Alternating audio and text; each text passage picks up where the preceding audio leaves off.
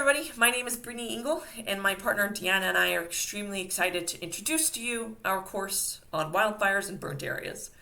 This topic is something both her and I are extremely passionate about, and we really hope that passion really shines through in the information that we have provided for you and in this course in general. Just a bit of background information. As I said, my name is Brittany, and I did my master's thesis in this topic. Specifically, I created a global wildfire data set and then used a vision transformer, which is a type of deep learning, to try and predict the spread of wildfires.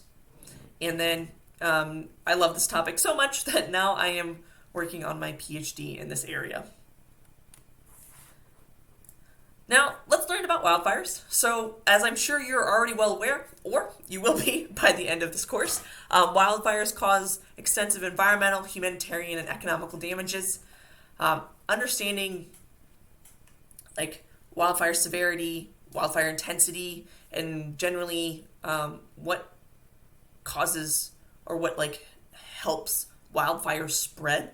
It's just, in general, from a forest perspective, crucial information for a forest and a park manager to know, for them to be able to estimate possible losses and to mitigate their spread.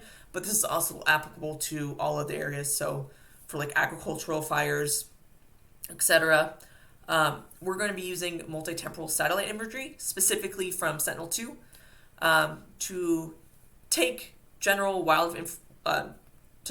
general global data set, which we'll talk about in a second, and then kind of create higher resolution burnt areas from that data set. So the data set we'll be using specifically is from the Global Wildfire Information Systems. Their data set that they've created is called the Wildfire data set, which uses MODIS's burnt area product MCD 6481. It has a resolution of 500 meters, which typically when doing research on wildfires, you want it to be, specifically when using deep learning, you want it to have a higher resolution. But for what we're doing, I think this is extremely sufficient. And the best part is that it's from a global perspective, which is really difficult to find. So I'm very excited that we'll be using the Global Wildfire Information Systems data set. And just a little background on GWIS. It's a global joint initiative to bring together sources at a regional and international level to provide global, comprehensive understanding of fire regimes and their effects. The work they do is really, really awesome, and we have included the link, I believe, in the information for you to take a little bit of a deeper dive. They do some really great work. Anyway, we have called our data set the Climate Action Large Wildfire Data Set, which is basically just a filtered version of the Wildfire data set. We're really focusing on just large wildfires in this data set. So class F or greater, which is a wildfire that is 1,000 acres or larger. And the the Wildfire data set does not include land cover. And land cover from my research, I found that land cover has a strong impact, I guess you could say, a strong impact on the spread of wildfires. So I thought it was extremely important information for us to include. So we added the Copernicus Global Land Cover Layers, or the CGLS LC100 collection. It's a 100-meter resolution collection provided by the European Space Agency under their Copernicus program that has already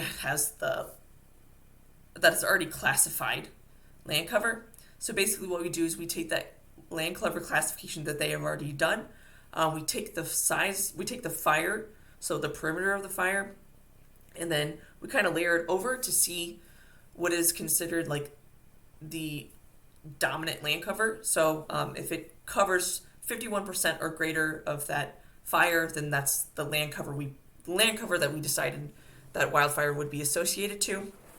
So this is the information provided within the data set. So you'll have the land cover, and this is the land cover number that's provided by the CGLS. So in this instance, it was 20, but then we also provided for you the description, so the CGLS has a lookup table. So a land cover that's considered has a number of 20 actually is a land cover of shrubs. So this fire was predominantly covered by shrubs.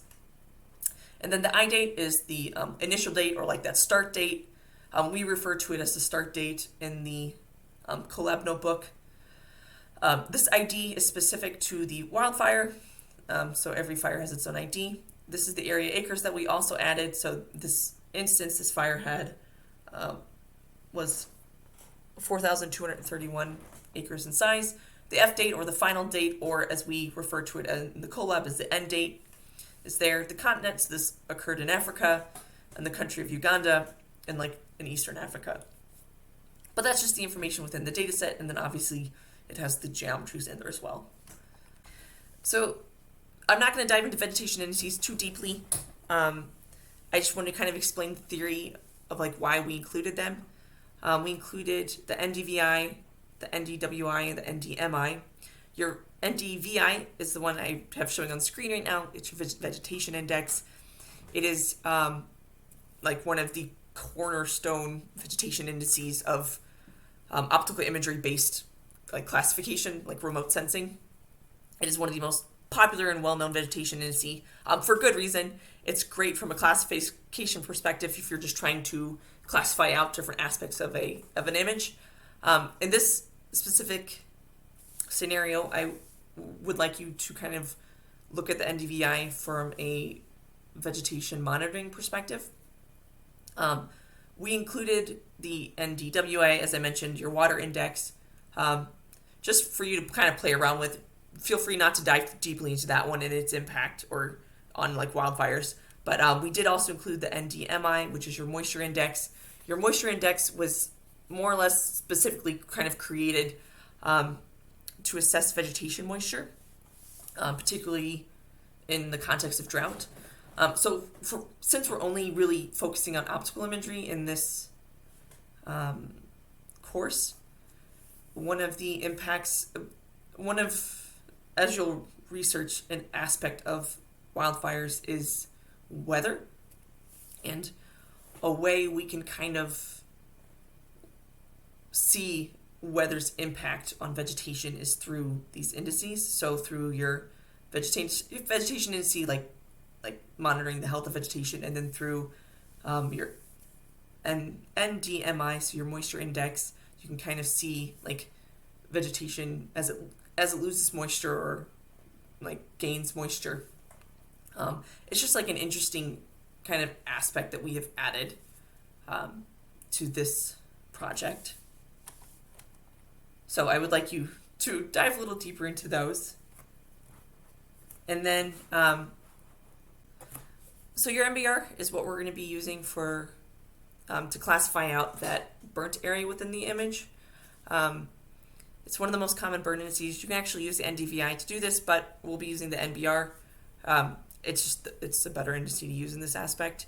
We're using the NBR, and then from the NBR we derive the dNBR, which takes your pre-fire image, subtracts the post-fire image, and then from there we're able to isolate out that burnt area. And then from there we can actually determine the severity of that burn, depending on like the value of the pixel of the burnt area. Unburnt, low severity, moderate severity, or high severity. I know this might seem a bit overwhelming, but we have provided a lot of resources for you to read in order to better understand how burn indices are used. I would also, if you have time, it'd also be great if you could compare. The dNBR is one of the most often used indices, but there are other indices like your RBR, your RDNBR. There's a burn indice specific to the Sentinel-2 imagery. It's really a great opportunity for you to dive in and try and figure out like what indice is best used for what type of burn, or is best used to determine a specific bit of information from that fire. Which sounds very chaotic, but you'll understand more as you read the papers. And just as a gentle reminder, the way we have, and just for general information, the way we have the images included in the folder is that pre-fire 0 is the fire that occurs is the image that was taken right before the fire. So if this were the fire, this pre-fire 0 is the image that occurs right before the fire, and then 1 occurs right before pre-fire 0. Image 2 occurs right before pre-fire 1. So pre-fire 7 is the image that is furthest away from the start of the fire. We included this information just in case you were interested in maybe doing some review of the imagery as it leads up to the fire itself. But then, just as an FYI, when you see that you need to include specific images and it's asking for the fire, it's asking for that pre-fire image. We're typically asking for that pre-fire 0 image, and this is so. When you print out the list in the beginning of the notebook, 1, 2, 3, 4, 5, 6. But remember, it's indexed. So it's 0, 1, 2, 3, 4, 5. So this is actually in position 5. So that's the image you want to include. And that's extremely important, or you'll be pulling in the wrong image.